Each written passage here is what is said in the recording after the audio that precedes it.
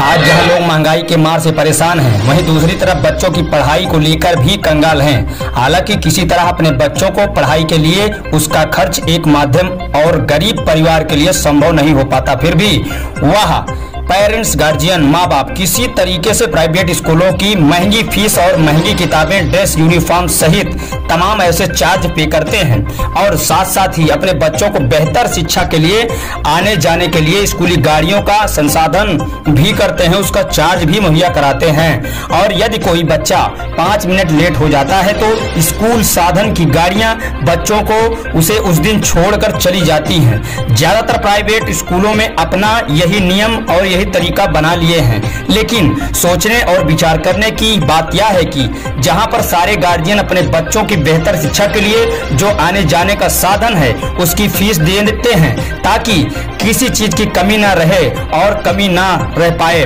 लेकिन आपको बता दें कि आज क्षेत्र में कई प्राइवेट स्कूल ऐसे हैं जिनके पास ना तो अपनी बस है, ना कोई कमर्शियल गाड़ियों का साधन जिससे वह बच्चों को स्कूल तक लाने और ले जाने का कार्य कर सके। और जब हमने जमीनी हकीकत ग्राउंड रिपोर्ट करके इस चीज का अध्ययन किया तो पाया कि जो पर्सनल व्हाइट बोर्ड गाड़ियां हैं, 5 सीटर गाड़ियां हैं, उनमें 10 से 15 स्कूली बच्चे ठूस कर भर दिए जाते हैं। गली मोहल्ले और बाजारों में यह गाड़ियां फर्राटे भर रही हैं। आखिर इसके लिए जिम्मेदार कौन है?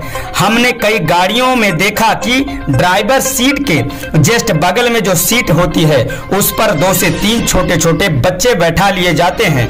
चिंता की बात यह है कि किसी कारण ड्राइवर का बैलेंस बिगड़ जाए और कोई बड़ी अप्रिय घटना हो गई तो छोटे छोटे मासूम बच्चों को जो उनके गार्जियन माता पिता उन्हें उच्च शिक्षा पढ़ाने लिखाने के लिए भेजे हैं उसका क्या होगा? चिंता करने वाली बात यह है कि जिस स्कूल में शिक्षा दी जाती हो क्या उस स्कूल के मैनेजमेंट को यह बात पता नहीं है?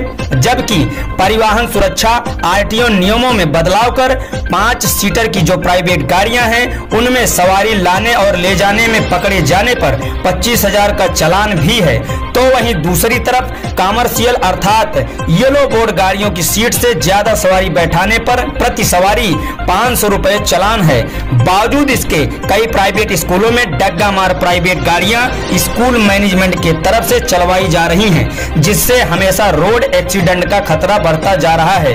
और यह सब स्थानीय पुलिस आते जाते देखती भी है, परंतु अधिकार आरटीओ के पास होने से कोई स्थानीय पुलिस गाड़ियों को रोकने और टोकने के लिए बचते हैं। सरकार को ऐसे भी कोई कानून लाना चाहिए जिससे स्कूल मैनेजमेंट में जितनी प्राइवेट और कमर्शियल येलो बोर्ड गाड़ियां हैं उनमें कितनी सीट हैं और कितने लोग बैठ सकते हैं, इनकी गाइडलाइंस होनी चाहिए और समय समय पर इसको पुनः परीक्षण और चेकिंग करते रहना चाहिए, जिससे नन्हे मुन्ने स्कूली बच्चे और कल के भारत के भविष्य की रक्षा हो सके और सड़क परिवहन नियमों का कड़ाई से पालन हो सके। साथ ही आपको यह भी बता दें कि मेरे इस खबर से कई प्राइवेट स्कूल संस्थानों में आक्रोश हो सकता है, लेकिन मुझे इस बात की कोई चिंता नहीं है। तो केवल चिंता है तो केवल नन्हे मुन्ने कल के भारत के भविष्य स्कूली बच्चों की, जो उनके साथ प्राइवेट संस्थान जो उनके साथ इस तरीके से बर्ताव कर रहे हैं। आज की दुनिया में सड़क और परिवहन प्रत्येक मानवीय जीवन का एक अभिन्न अंग बन गया है।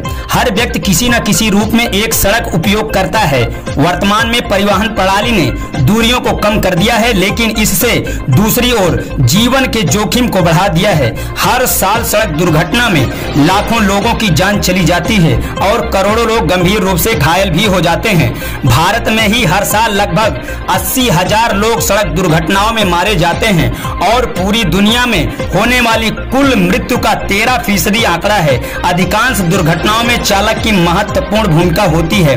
ज्यादातर मामलों में दुर्घटनाएं या तो लापरवाही के कारण होती हैं या सड़क उपयोगकर्ता की सड़क सुरक्षा जागरूकता की कमी के कारण होती हैं। इसलिए सड़क सुरक्षा शिक्षा जीवित रहने के लिए अन्य बुनियादी कौशल की तरह ही आवश्यक है। हमारा उद्देश्य वर्तमान और भावी सड़क उपयोगकर्ताओं के बीच सुरक्षित सड़क उपयोगकर्ता व्यवहार को प्रोत्साहित करने के लिए सड़क उपयोग उपयोगकर्ताओं के लिए सड़क सुरक्षा जानकारी प्रदान करना है और हर साल हमारी सड़कों पर मारे गए और घायलों की संख्या को कम करना है।